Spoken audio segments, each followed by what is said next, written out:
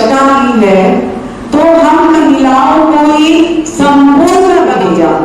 औरत एक सरस्वती का रूप, औरत ही है लक्ष्मी का रूप, औरत ही है अन्नपूर्णा और औरत ही है दुर्गा, है कि नहीं?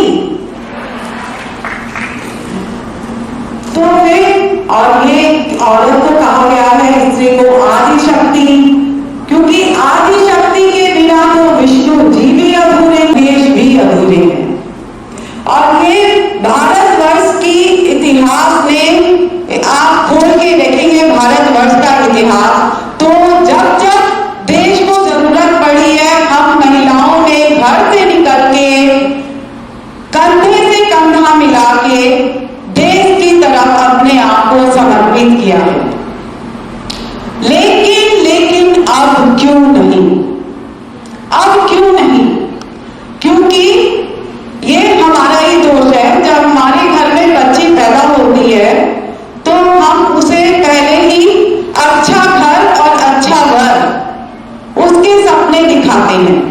हम क्यों नहीं उसे अच्छे संस्कार देते हैं, बड़ा करते हैं, उसको सेल्फ इंडिपेंडेंट पांव पे खड़ा होना, पैसे कमाना क्यों नहीं सिखाते हैं, ताकि जब तकलीफ आए तो वह अपने पांव पे खड़ी होके और अपने सिर की रक्षा कर सके। जब हम माँ बाप हो के ही अपनी बच्ची की उम्मीद नहीं पूरी कर सकते हैं तो किसी और का बेटा क्यों करेगा उसकी उम्मीद पूरी? बताइए क्यों करेगा? शादी होती है, माँ बन जाते हैं, फिर बच्चे की खुशी में खुश, बच्चे के दुख में दुख, पति की उन्नति में खुद की उन्नति ढूंढने लगते हैं, ऐसे ही एक दिन मर जाते हैं। हमें खुद को एहसास ही नहीं होता कि हमें क्या चाहिए, हमें क्या अच्छा लगता है। अच्छा, आप लोगों में से मुझे बताइएगा कि कौन कौन सी महिला सिर्फ गृहिणी है, घर संभाली है? गृहिणी बनना बहुत बड़े सम्मान की बात है, ये 24 घंटे का काम है, लेकिन भगवान ने हमें इतनी शक्ति दी है कि हम घर का भी काम कर सकते हैं और बाहर का भी काम कर सकते हैं, पैसे भी कमा सकते हैं।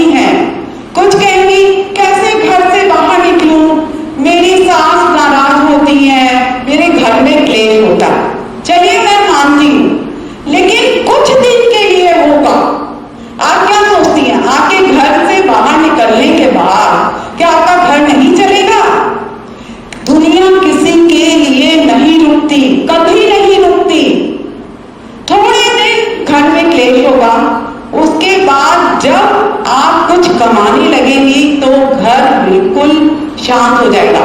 वैसे किसको अच्छे नहीं लगते? वैसे सबको अच्छे लगते हैं कि नहीं? तो इसीलिए अच्छा, कुछ महिलाओं की एक प्रॉब्लम होती है कि अरे कैसे करें, इतने साल हो गए, सब कुछ छूट गया, पढ़ाई छूट गई, काम छूट गया। हाँ, इतना आसान नहीं है। तो देखिए, आसान तो जिंदगी में कुछ नहीं है। आसान भगवान राम और भगवान कृष्ण की जिंदगी भी नहीं थी। थी कि नहीं? तो हम तो इंसान है, कुछ तो कर्म करना पड़ेगा कि नहीं? तो देखिए, पथ पर बैठे बैठे हाथ नहीं मुछाएगा, तभी मिलेगा तुझको जब सागर की तह में जाएगा। अगर नहीं मिला तो समझना डुबकी अभी अधूरी है। चाहे जितनी भी मुश्किल हो, पहला कदम जरूरी है।